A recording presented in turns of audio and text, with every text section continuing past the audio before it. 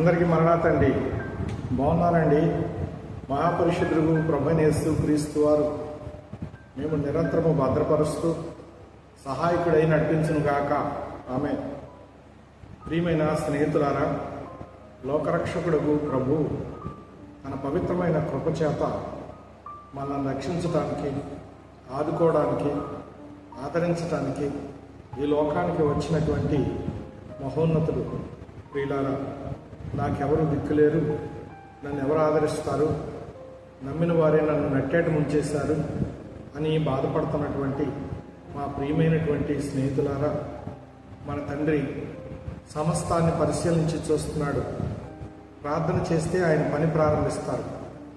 ప్రార్థన చేయకపోతే పనులు జరగవు, వాయిదాలు పడతాయి. ప్రియమైన స్నేహితులారా, మనం ఈ సమయంలో దేవుని యొక్క వాక్యము ద్వారా ప్రభుని కనపరుచుకుని వాగ్దానాన్ని అందుకుందాం. ఇక్కడ యెషయా గ్రంథము 60వ అధ్యాయము 22వ వచనాన్ని మనం చూసినట్లయితే, ఎన్నిక లేనివాడు బలమైన జనమగును అని ఇక్కడ పరిశుద్ధుడైన ప్రభువు సెలవిస్తూ ఉన్నారు.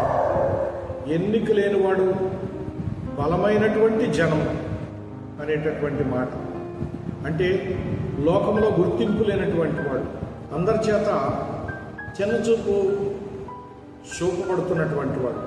ఉదాహరణ, యోసేపుని తీసుకుందాం. తన సహోదరులలో అతడు ఎన్నిక లేనివాడిగానే ఉన్నాడు. కానీ దేవుని దృష్టిలో అతడు వీరందరికంటే గొప్పవాడిగా ఉన్నాడు.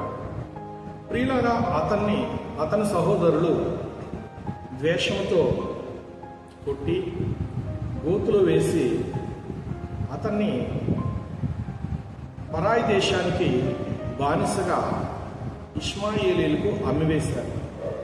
ప్రియులారా, ఇప్పుడు తండ్రిని మోసగించడానికి క్రూర జంతువు తినివేసిందని అబద్ధమాడి కొన్ని అబద్ధ సాక్ష్యాలు అక్కడ పెట్టారు. ప్రియులారా, తండ్రి ఎంతో కన్నీటి పర్యంతం ఏడ్చాడు, అంగలార్చాడు. ఆయన ప్రార్థనాపరుడు. ప్రియులారా, యాకోబు తన కుమారుని కొరకు అంగలార్చాడు. ప్రియులారా, కుమారుడు అంగలార్చాడు, ప్రార్థించాడు. ఐగుప్తుకు వెళ్ళిన యాకోబు, ఇక్కడ యోసేపు ఒంటరి అయ్యాడు. ఎన్నో బాధలు అనుభవించాడు, ఎన్నో కష్టాలు, శ్రమలు అనుభవించాడు.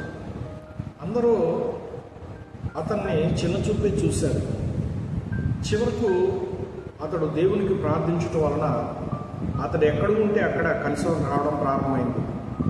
ఆశీర్వాద పర్యంతము ఆ ప్రదేశాలన్నీ దీవించబడటం ప్రారంభమయ్యాయి. ఒక కుటుంబంలో ఉంటే కుటుంబం ఆశీర్వదించబడింది. తరువాత అతడు దేవుని మహాకృప చేత అభివృద్ధి పొందుతూ ఉన్నప్పుడు, అంటే ఆత్మీయాభివృద్ధి పొందుతూ సౌందర్యవంతుడైనప్పుడు సాతాను అతను శోధించింది. ప్రియులారా, చెరసాలకు వెళ్ళాడు.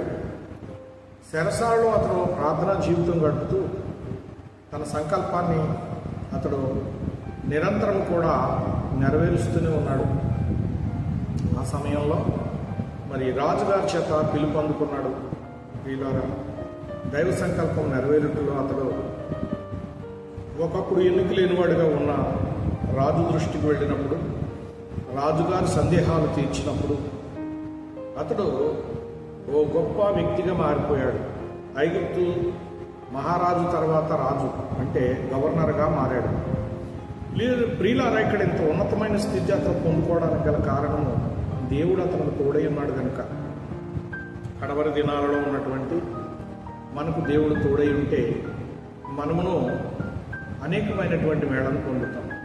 ఏ కష్టం వచ్చినా ప్రార్థన మానకండి, దేవుడికి చెప్పుకోండి. దేవుడు అన్నీ వింటున్నాడు, అన్నీ నిదానించి చూస్తూ ఉన్నాడు. తగిన సమయంలో ప్రతిఫలమిస్తూ మిమ్మల్ని విడిపిస్తాడు, మిమ్మల్ని బలపరుస్తాడు, మిమ్మల్ని గనులుగా చేస్తాడు. యోసేపుని గనపరిచిన దేవుడు నిన్ను గనపరుస్తాడు, ఉన్నత స్థితికి నడిపిస్తాడు. ప్రియమైనటువంటి స్నేహితులారా, మరి ఆ సందర్భంలో ఎన్నిక లేనటువంటి వాడు బలమైనటువంటి గొప్ప రాజయ్యి వర్ధిల్లి అనేకులకు ఆహారం ఇచ్చి పోషించి అతడు అన్నదాతగా నిలిచాడు. ప్రియులారా, అట్లు ప్రభు మన పక్షంగా ఉండి మనలను జ్ఞాపకం చేసుకుంటున్నారు. అంటే దీవెన యేసయ్య మీకు అందరికి దయచేయను గాక. ఆమె చిన్న మనం ప్రాణప్రియుడైన ప్రభు ఇదిగో ఆనాడు నా ప్రభ పరాయి దేశంలో ఒంటరి జీవితాన్ని గడిపిన యోసేపుకు నువ్వు దిక్కయుండి రాజుగా నా ప్రభ ఐగుప్తునే ఏలి ప్రభ చుట్టుప్రక్కల ఉన్న దేశాల వారికి కూడా ఆహారము పెట్టగలిగే గొప్ప ఐశ్వర్యాభివృద్ధులు సంపదలు గలవాడిగా దీవించాం. దేశాన్ని ఏలినప్పుడు దేశాన్ని దీవించాం. కుటుంబాన్ని ప్రభు అతడు చక్కబెట్టేటప్పుడు కుటుంబాన్ని దీవించాం.